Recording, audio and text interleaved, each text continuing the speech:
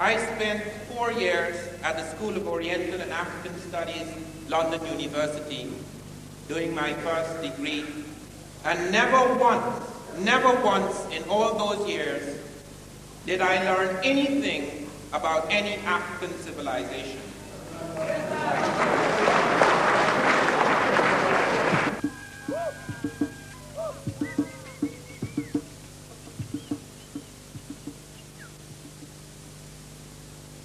Anthropology has for a long time had a love affair with the primitive. And the great interest, almost exclusive interest, has been on that little man living on the edge of the world. And I know about that little man because I'm a primitive.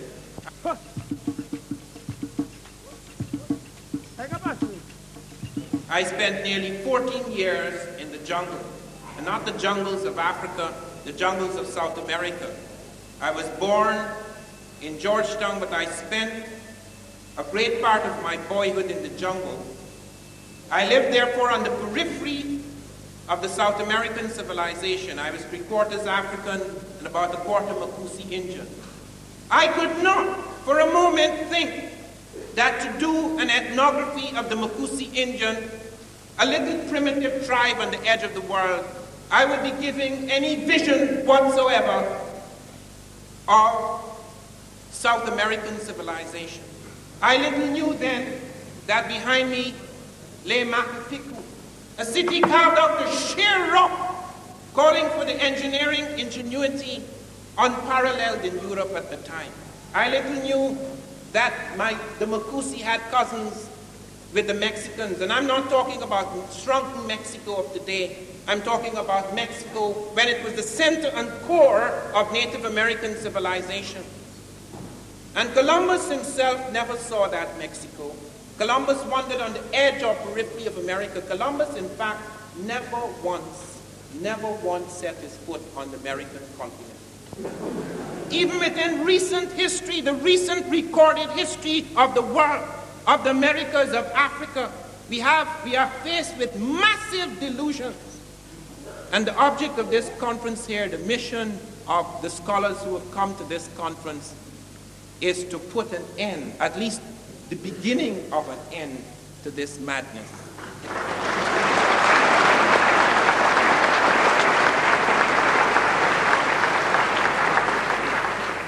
We know very little, or rather we have known very little of the technologies of early Africa because of this concentration on the primitive. I grew up in a jungle twice as large as any jungle in Africa. Africa, in fact, has less jungle than any other continent comparable with its land space. If you took 2 Europes and put it in Africa, there is more woodland and forest in 2 Europes than there is in Africa.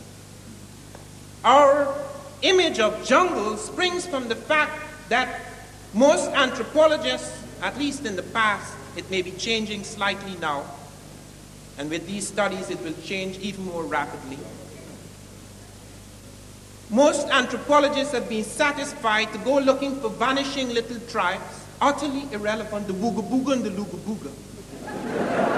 And they go and they spend 6 months to a year and they study all they know about the Luga Boogas. All their little ritual and their dances and their kinship system, who is my mother's brother, sister, son, etc. Utterly irrelevant to any illuminating vision of African civilization. And they come and they extrapolate masses of things about it. And so we have thousands and thousands of books about Africa that tell us absolutely nothing about the quintessential African.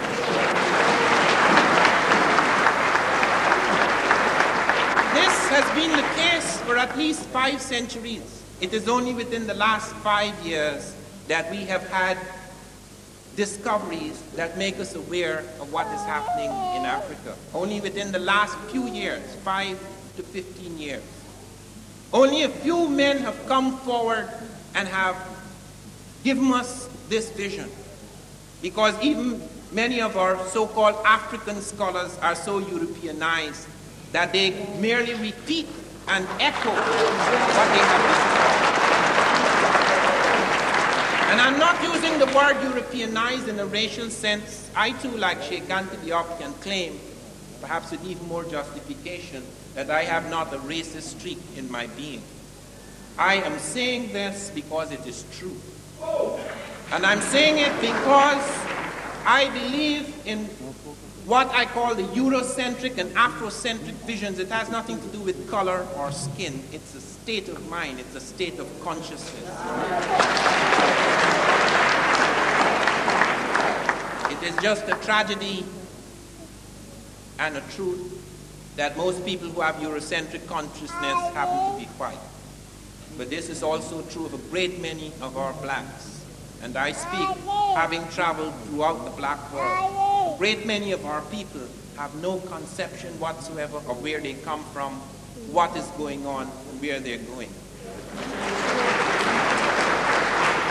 And I have heard many of my people say, we have to start from scratch. Let us admit we did nothing. Even in the tongue-in-cheek poetry of Césaire, though Césaire is a great poet and he never meant it in that sense, we who explored nothing, we who invented nothing. This is far, far from the truth. Just a few years ago in 1978, two American scientists, Schmidt and Avery, discovered that Africans were smelting steel 1,500 to 2,000 years ago in Tanzania. They were smelting it in a machine that was using a semiconductor technology unknown until the 20th century. They were making steel at 1,850 degrees centigrade. No machine, no iron smelting machine in Europe or anywhere else had achieved those temperatures. The highest recorded in Europe was about 1,620 degrees centigrade in a second century furnace, Roman draft furnace. And not only that, not only they found Africans were producing a fine bloom of carbon steel, they were doing it in a single stage, so that even in the middle of the 19th century, when George Wilhelm Siemens, the German, found a method for mass producing steel, the European process in the mid-19th century involved two stages, whereas the African process involved just one. They were using iron crystallization process in order to produce that steel. And they were doing it not only more efficiently, not only were they producing a finer bloom of steel, but they were doing it using less fuel. The Africans were forced very early into fuel-saving technology. These things have only recently come to light, and they have changed our understanding of what really happened in the ancient world. And right in that area where you see these little shattered villages, that is where an industrial site had grown up 1,500 years ago. We are often told about how we were dragged out of the bush and how colonization lifted us up. Few of us are aware. We are aware of what happened to the transplanted black, but very few of us are aware what happened to Africa itself. You cannot imagine what a Holocaust hit Africa. You cannot imagine what it is to take about 100 million people, the youngest people, and rip them out of the heart and core of a continent, the disintegration of family networks, the tremendous things that fell on Africa, the disease in one area in Tanzania. There were 5 million head of cattle. Europeans came in, introduced rinderpest, not deliberately, but they introduced it nevertheless. Almost all the cattle disappeared. You cannot imagine in the Americas, millions of people vanished just because of the common cold which Europeans had introduced in America. You are not aware of the massive destruction of civilization, so that people could mock us now and say, are you talking about all the great things that you did? If you did all of these great things, why are you not great now? What has happened to you? Why are you so broken and shattered and fragmented and lost? Why do you feel so inferior? We feel inferior and fragmented because we have lost a sense of the wholeness of our history.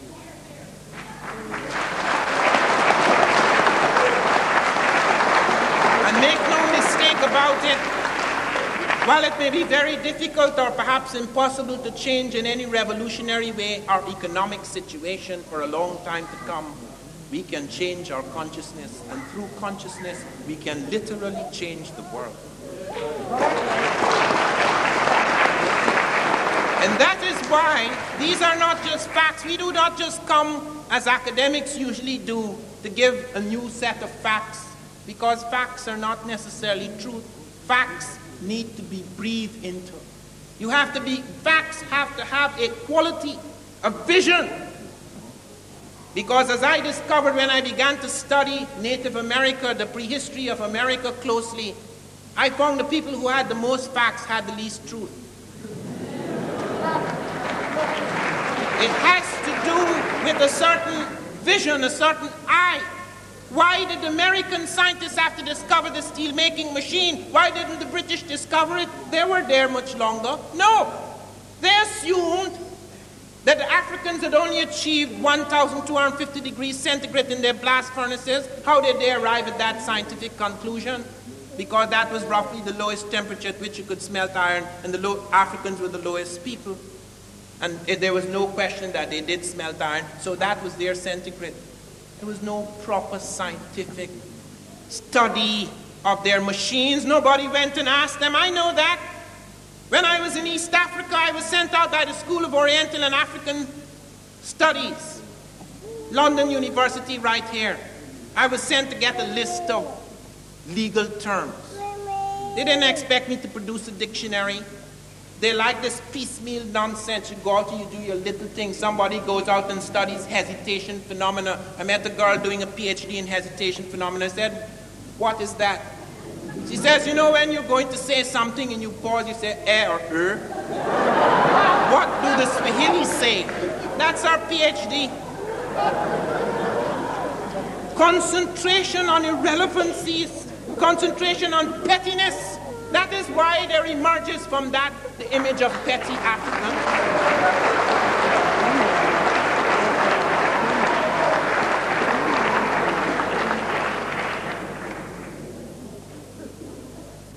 And I asked when I was out there, I saw them making up an enormous word list. They had been spent 3 years making up an enormous word list of legal terms. And I said, and I'm not going to call names because some of these people are still living, unfortunately. But I asked them, why are you doing this? Why don't you go among the people, find out what Swahili legal terms they're using in the courts? And I remember someone turning on me. I can't remember the accent well because I've left Britain 14 years ago. Van Sertima, what are you talking about? Going among the people? What writing do they have? They only started to write when we came here. I went the first day I was down in Morogoro. I found documents, long legal documents going back before the British times, almost into the German times. And it was on the basis of those documents that I was able to build slowly the dictionary of Swahili legal terms. When I came back, they said it was a landmark in Swahili studies. It was an important contribution. Yet when the time came for my degree, they said it would not be counted. Never heard about it again until I saw parts of it creeping up in the works of the published work of one of my esteemed colleagues in the United States. I want you to know, and I suppose you already know this, and that is why one speaks of this in advance, that knowledge about black people has become highly political. There is no way, and I have tried to avoid getting involved in these squabbles, but there is no way that you can present these facts without presenting the atmosphere in which one garnered these facts. When I brought out my book, They Came Before Columbus, I was pilloried. The New York Times spent 3 pages. They'd never attacked a black man like that. 3 pages trying to show it is nonsense. Packed with lies and vituperation. And then they waited when 70 professors defended me, people I don't know from Adam, including the oldest Mesoamerican archaeologists who had actually discovered the African heads in pre-Columbian America. And they spent 7 weeks to print those letters. And the letter I wrote back to my critic, it was heavily doctored. All the facts, just statements. Every time I tried to substantiate what I was saying, they deleted it. They put ... This is not a joke. This has become a very serious matter. I was denied permanent residence in the United States for 9 years. People just walk in like that and get permanent residence for 4 years, 3 or 4 years. I could not travel outside of America without being on parole. They had a little thing, my picture. I'm on parole. I had to go to Trinidad on parole, on the country arrest. Why do these things happen? Surely knowledge of this nature is recognized as being very revolutionary, very serious. But let me come back to my subject. The discovery just a few months after the steel-making machine by Lynch and Robbins, they discovered an astronomical observatory, a kind of African Stonehenge, at Namoratunga in northwest Kenya. Namoratunga, the place of stones. They discovered that the Africans there in Kenya had developed an astronomical observatory. It looked at first like just a scrabble of stones, but when the stones were properly studied, they were in precise alignment, the constellation of stars, and they were able to show that these Africans had built an accurate prehistoric calendar 300 years before Christ in Kenya, which is at least 100 years before the so-called father of modern astronomy. And this was not their first calendar. I don't want to touch in Egypt now because Sheikh Anta Diop has said enough about that. But let me point to the fact that the calendar we use today is derived from the Egyptian. They were the first people to invent the second of time, the second of art, the hour, the minute. Their astronomical observations over many years produced these ideas, these precise quantities and volumes and times and standards which were later to dominate the world. The Babylonians did not have any proper calendar. The Egyptians had the 365 and a quarter days and the 365. And they took that quarter and they stretched it out over a long period of time. They dealt with that quarter. And they put 5 festival days at the end of the year, festival of the gods, and they split the year equally into 12 months of 30 days each. When the Greeks took it over, then they spread it out. As a result, today we have 28-day months, 29-day months, 30-day months, 31-day months. We need a rhyme in order to remember which is which. That calendar was invented in Ethiopia since 4241 BC. And before I leave Egypt, as I say, I don't want to dwell too much on that, but other parts of Africa. But before I leave that, let me mention the discovery, the significant discovery, which Sheikh Anta Diop pointed to today, of Ta Seti. The discovery of a monarchy in the Nile Valley preceding the Egyptian, at least 2 centuries before the first Egyptian dynasty. And at Ta Seti, they found not only architectural forms to which Dr. Diop pointed to this morning, they found the falcon god Horus, they found the crown, the unmistakable, the uniquely shaped crown of the Egyptians. They found the palace facades that were later used by the Egyptians, and above all, they found the hieroglyphs, so that the world's first major writing system is not even Egyptian, it is Ethiopian, it is Sudanic.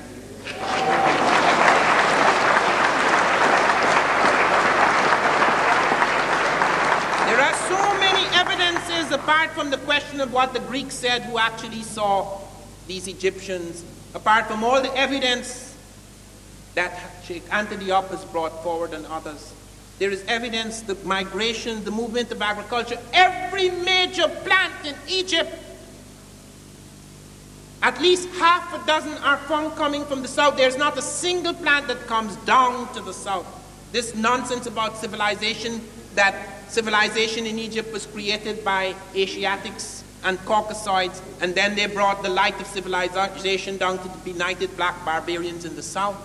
Not a single shred of evidence. The script comes up, the agriculture comes up, all the symbols comes up, the conceptions of God, and all the various forms that were to become deities in Egypt. It all comes from the south. The art, everything, you can see its origin in the south, in that Ethiopian and Sudanic world. And Ta Seti is the culmination, it's the capping of the evidence.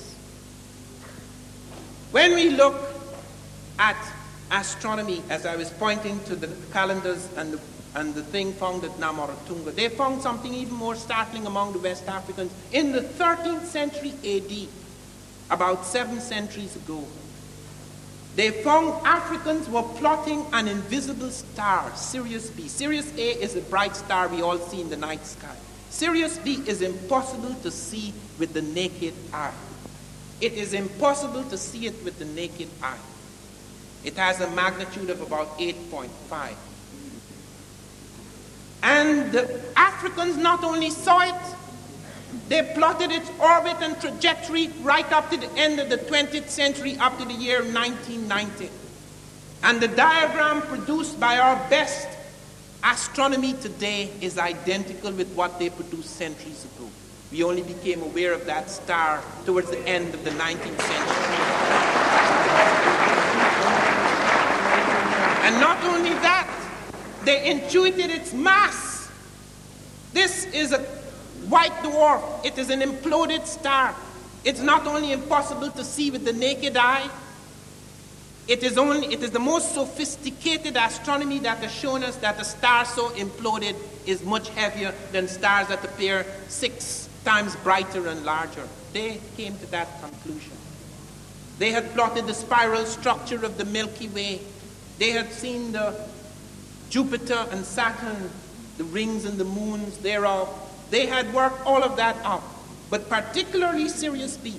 It caused such astonishment, such consternation in astronomical circles that Kenneth Brecht of the Massachusetts Institute of Technology in Cambridge, Massachusetts, he said, the Africans have no business knowing any of this. And that is true.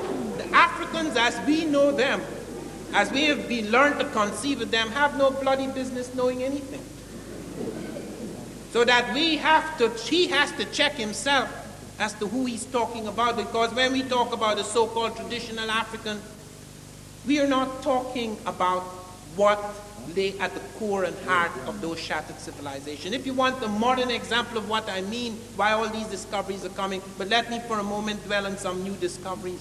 Do you know that the Africans actually showed something contracting and expanding within the region of Sirius B, a supernova? Do you know only 2 years ago the Einstein orbiting satellite, one of the United States satellites, discovered the supernova? 2 years ago. Space machine. Last year, one of our space machines, American space machines, sent down radar beams into Africa 16 feet below the African Earth and saw traces of ancient rivers running from the Sahara towards the Nile Valley. I said that in my book 7 years ago.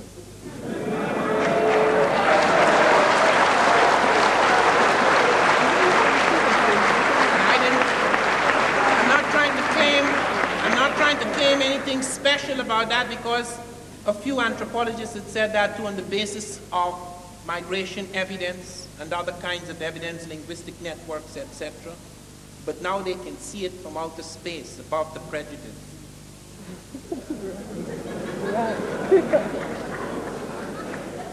They found, for example, mathematical systems in Africa. The first use of numbers, the first scientific evidence of the use of numbers is found in the Congo Zaire. It's known as the Ishango bone. It's 8,000 years old. It's very simple, but it is cited because it's the first evidence we do have. But we have found more complex, far more complex mathematical systems, like the Yoruba, for example, are found to be using a complex mathematical system which one of the mathematicians, Conan, calls one of the most abstract and complex mathematical systems. Why didn't we know about this? Because if you go among the Bushmen of the Kalahari, or the Wugabuga and the Lugabuga, you're not going to find mathematics. I mean, you don't go on the edge of the world to search for technologies. I've lived in Europe. I've not only lived in Western Europe. I spent nearly a year in Eastern Europe. I've lived among primitives, both sophisticated Europeans of the cities and semi-primitive Europeans. I've been in parts of Europe, in a village, where as many as 20 people were using one bathroom. This is the 20th century. Nobody writes about those primitives because it's not fair. That's not the European. That is a European. And this is constantly being done to us. This is taken for granted. If you want to deal with the African, you find a savage, that is good enough. And when we can't do that in Europe, and when we try to dwell on civilization, because that's what we are largely involved, at least I am, Sheikh Anta Diop, to some extent, Carlos Moore and others are involved in this, the classical civilization, the major classical contributions. When we dwell on this, people say, but you're being romantic. When they're dealing with the primitive, they're not romantic. But when we try to bring it down to the core and center, we're romantic. Look at mathematics in Europe. It was nothing. Do you know that when the number system 1, 2, 3, 4, 5, 6, 7, 8, 9, 10, that's Hindu, the Arabs and Africans invaded Europe as Moors, and the Arabs brought from India the numbers Fibonacci, yes, brought it to Europe first in 1202, but the Europeans didn't accept it because the church said numbers are works of the devil. It's as late as the 17th century. So you have basic arithmetic, that's the most, it became a capital offense during the Inquisition to study advanced mathematics and Arabic documents. Do you know how many documents have been destroyed in the world? The Library of Alexandria, where the Africans had built a library, some people calculated it 1 million, let me be conservative, 500,000. And these are not the libraries you can duplicate. You could blow up any library here. You could duplicate it somewhere else in the world. There are very few manuscripts that are standing by themselves.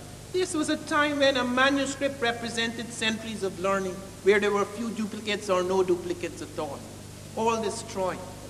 And yet the fragments exist, so significant that we have 10 major medical texts in African languages. The first medical texts in the world are in African language. The first mathematical papyri, which you saw this morning, that's African. Those are the first. Even today, with all the destruction, we could still go back to the African documents and show them on a screen. The Ebers Papyrus, the Edwin Smith Papyrus, the Smith Papyrus, which is 1500 BC. They have chapters on helminthiasis, ophthalmology, gynecology, pregnancy diagnosis, circulation of the blood, the pulse, diagnostic percussion, all that, chapters, intestinal disease and all that 1,500 years before Christ. Africans. When we go to look at these things, people say, well, why did it all disappear? How come it all this? But look at the present world today. Suppose there was a third world war, which God forbid, but suppose there was. Most of the technology of the world is concentrated at certain centers within a matter of minutes. And believe me, it is a matter of minutes. It's not no days and weeks. The preliminary battles may take a few days and weeks, movement of armies and a lot of bluffing. But when the bomb strikes, it's just a matter of minutes. And the people who don't see the light when it strikes are the lucky people. Most of the major cities of this civilization will be not even smoking. Will be almost nothing. The bombs dropped at Hiroshima and Nagasaki are baby bombs. They have bombs now 1,000 times more powerful. It does not smash cities, it turns them into vapor. Even the clouds burn. Even the waters of the ocean are thrown up into the sky. You can imagine what the horror. People might survive.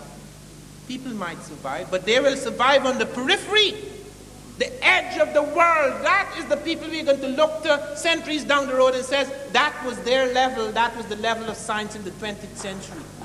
That's what they're doing to Africa. Because what they struck us with was equivalent to 100 hydrogen bombs. Particularly where they struck us most, the consciousness of the African people. I have seen people scraped in such a way that you wonder if there's a brain left at all. Everything is an echo and echo and echo. They haven't even begun to question the basics in this civilization.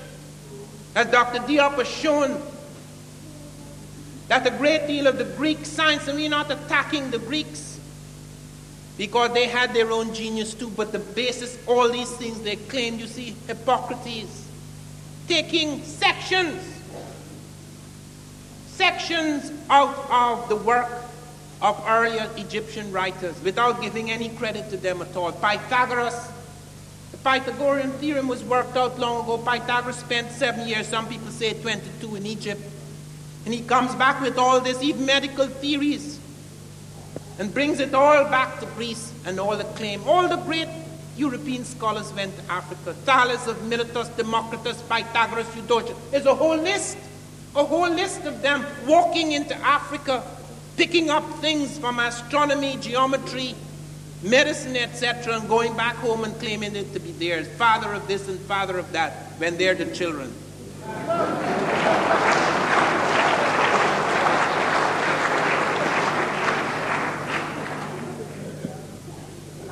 In the field of scripts, and this is one of the things, we are the non-literate peoples, I've often heard this, we are the simple peoples, the simple societies, we are the oral peoples. The English are oral. Where is their script? This is not English script, this is Roman script. There were only a few Europeans who wrote, only a few Europeans had script, and they gave it to the others. When Cicero conquered Britain, or when the Romans conquered Britain, I remembered Cicero saying, the English are so stupid, I am not even sure I could make them into good slaves. And I'm not casting aspersion on the English, I'm just telling you what Cicero said. But all this thing about oral, there are many scripts in Africa. The first major script that was to affect and influence a great part of the world was African. That script, the Tarseti, which goes up and becomes more advanced and developed in Egypt as the Africans move up. The Meroitic script, which we have not yet broken. We have 800 texts in Meroitic. We haven't yet broken the code. We have Manding script. We have a whole series. I was in the jungles of Suriname and found them using, the men were writing in the Afaka script to their girlfriends.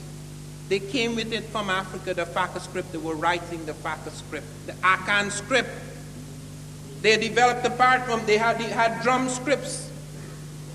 Nyangoran Boa has shown us the complicated drum scripts they developed. So that there are written scripts in Africa. So yes, only a few people use them. That was true of Europe too. Very few Europeans were literate. Even many medieval European kings did not write. They had this scholar caste as you had in Africa and America and in Asia. A few people wrote. It is only within recent times that you have the great mass of people educated. But it always seems, because we stand at the end, broken and defeated, that we were the last to come on the ladder. No, sir.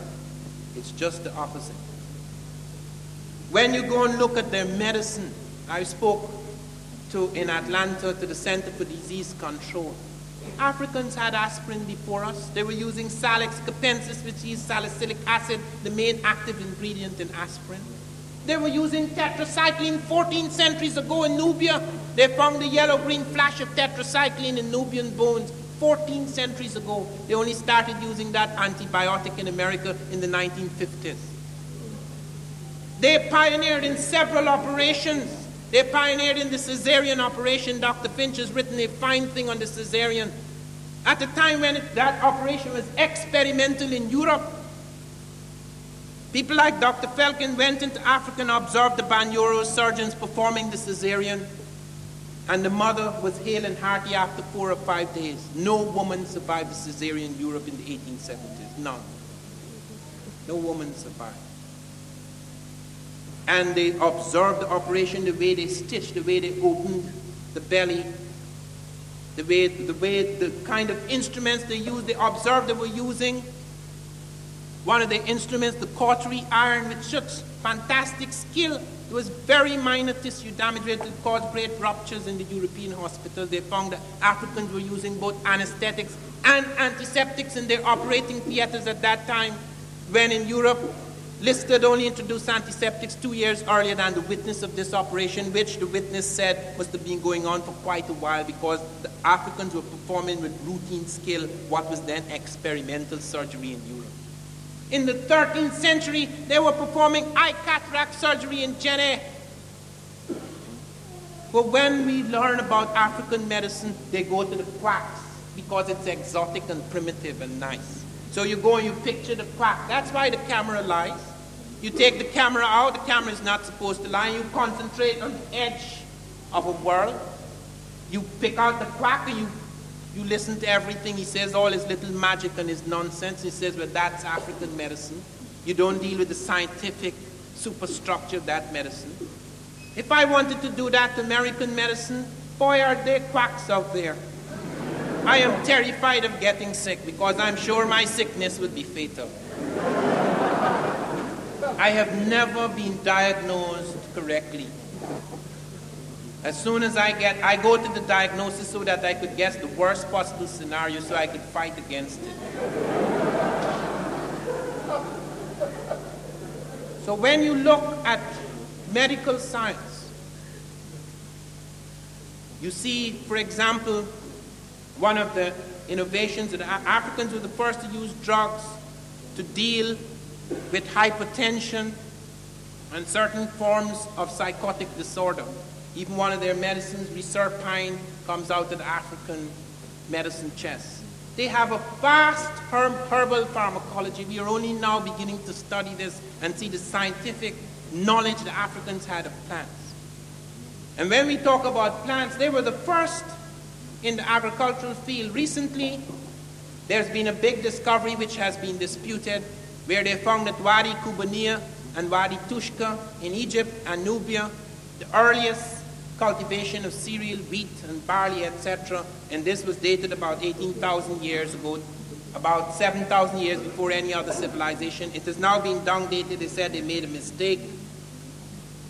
But when they thought they were right and that they had made a mistake, they started to excuse it. They said it is probably not true that agriculture is the basis of civilization. Could you understand what these 5 centuries have done to the consciousness of the world?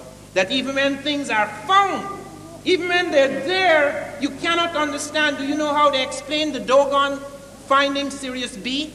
The Russians have given the best explanations because the Russians contacted me when I brought out my thing in the New York Times.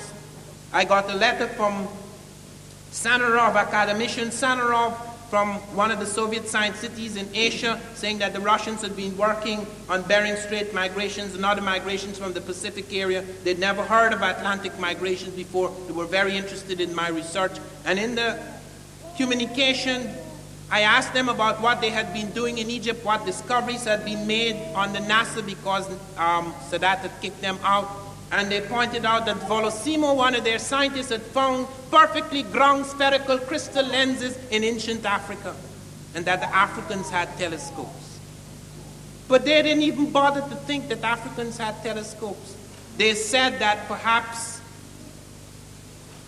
and this is Carl Sagan on big television in America, that some scientifically literate European wandered among the Dogon and gave the African savages this knowledge.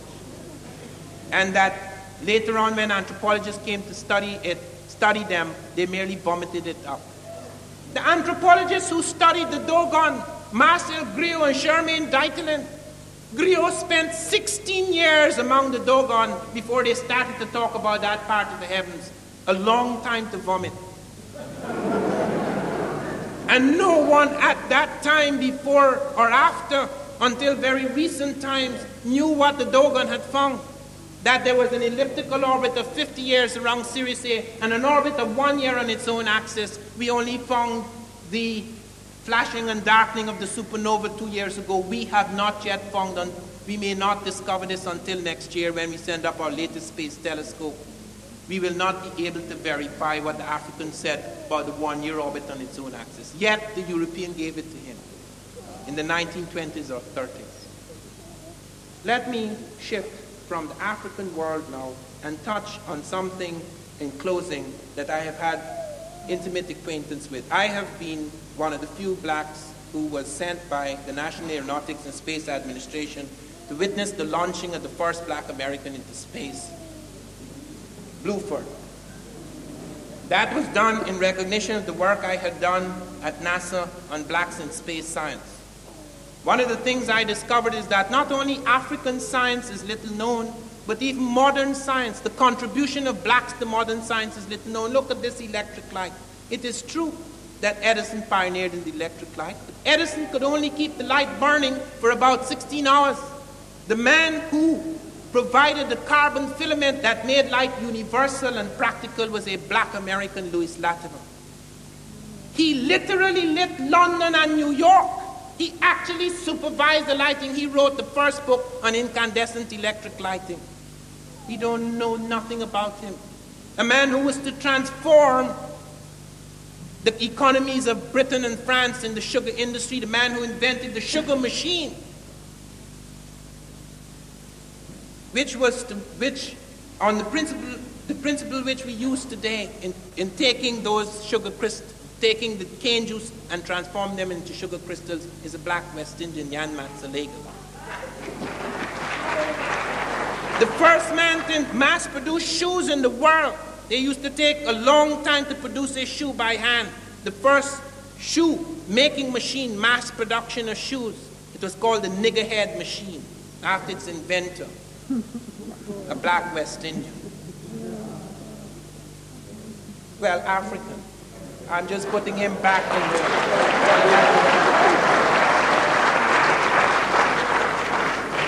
Of African ancestry. The first man to transform the food industry, the food transport industry in America, and to refrigerate the trucks because they were using the primitive method of ice blocks with food. He transformed the food industry. There again, Frederick Jones, an American, black American. You go and you look at a whole field of things. By the year 1913, 1,000 inventions by blacks were patented. And that was in spite of the fact that in the 19th century, around 1856 or 1848, there was a ruling from the Attorney General, who ironically was called Jeremiah Black. He ruled that you could not patent, a slave could not patent an invention because a patent was a contract between the government and a citizen, and black slaves were not citizens. So in spite of the fact that their early inventions had to be patented under the names of their white masters or later under the names of lawyers, yet by 1913, as many as 1,000 inventions were patented by blacks. So I went into NASA to find out what was going on in the space industry. They came to me and they gave me a whole lot of biographies. I said, I'm not interested in biographies. I don't want to hear who married who and where they were educated. It's a waste of time. The biggest fools I have met in the world are the best educated.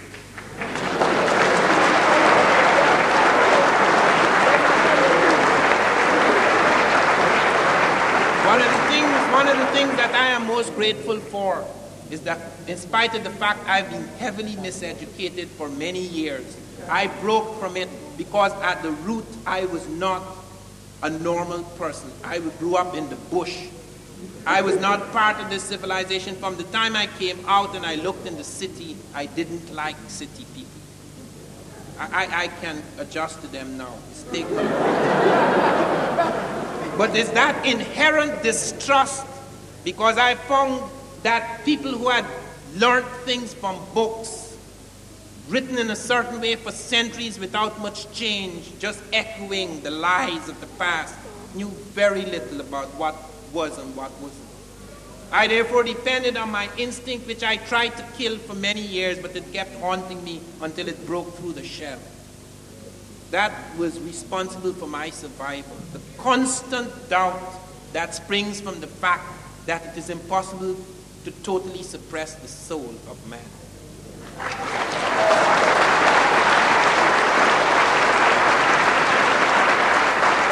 I found, for example, while I was at NASA, that the leading black at NASA was the man who had coordinated all the work of the scientists to produce the world's first space shuttle.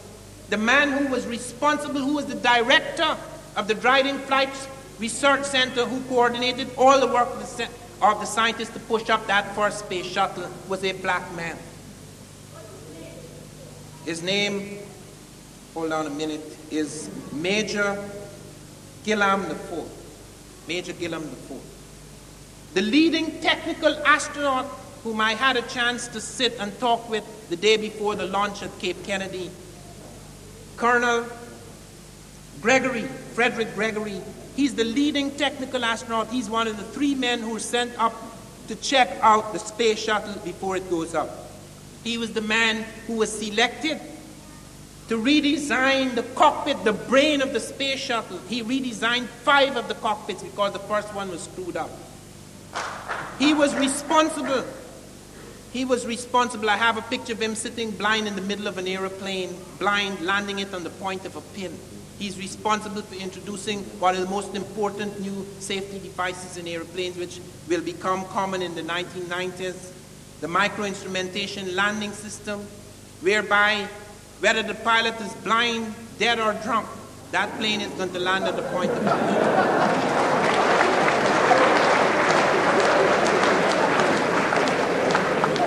He was responsible also for inventing a new power controller, which will enable the pilot, cut hand fatigue in half, enable the pilot to control all the systems in the airplane with one hand.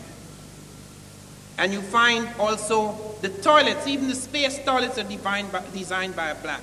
And this was the best design they had, because there's a problem in space. When you have a call of nature, it doesn't go down, it goes up. And they're always experimenting. So a few shuttles ago, they tried some balloon thing and it burst on the way down. It was a very nasty landing. And he, the same man, Cherney, Bob Cherney, invented the tires for the moon buggy. They had to find tires that would be 10 times lighter than Earth tires, yet would be able to have traction on 1/5 the gravity of the Earth, which is on the moon, and yet carry the weight of the machines, etc., the instrumentation. Cherney devised that. Cherney is also the only man who has spent the longest time in states of weightlessness without going in a spaceship. In the only aircraft we have, the KC-13509 aircraft, the only aircraft that, flying a parabolic curve, achieves weightlessness.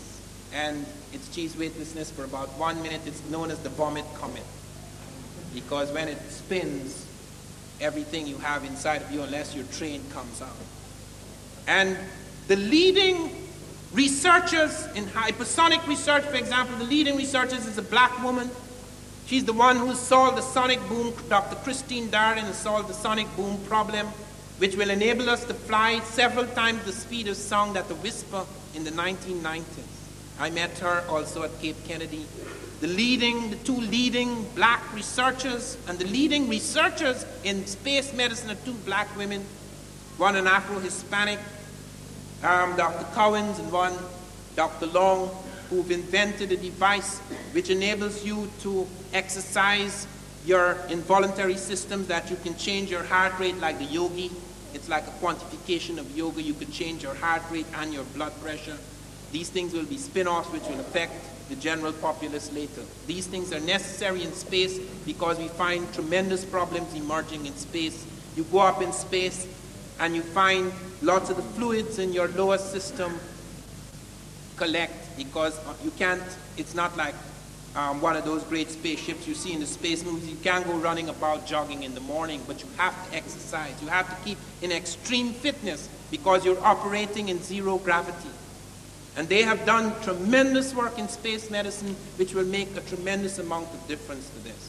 One of the things that I found extremely heartening, and let me end now, was that NASA was appreciative of what we were doing. They ordered 1,000 copies of this book, Blacks in Science, so that their astronauts and others could study it, so that they could see what contribution Africans were making both in ancient and modern times. The first copies were given to our 2 leading astronauts, Colonel Gregory and Bluford, and these men are aware, even though they do not participate in this, they are aware of how important the work they are doing, how they become standards in the world. And that is what I want to end on. We are not doing this simply as an academic exercise. This is not just an accumulation of new facts. These things are presented because we can only heal, and this is true for the black as well as for the white, both the prisoner and the imprisoned, both the prisoner, and the jailer. We are doing this because it is necessary to revise the history of man. The tremendous anguish which is deep in the heart of all of us, which arises out of these falsehoods, the falsehoods upon which this civilization are built, have got to go. This is a movement. This is a movement which is sacred. There was a time when certain people were able to take their history and turn it into a sacred document. History, the study of history in times such as this, can become a sacred activity, a religious activity, whereby the fragmentation that we have suffered, the sense of loss, the sense of alienation and homelessness, can be redeemed by a sense of wholeness, a new sense of wholeness. Such a sense of wholeness can only spring from what we bring here, a new vision of history. Thank you very much.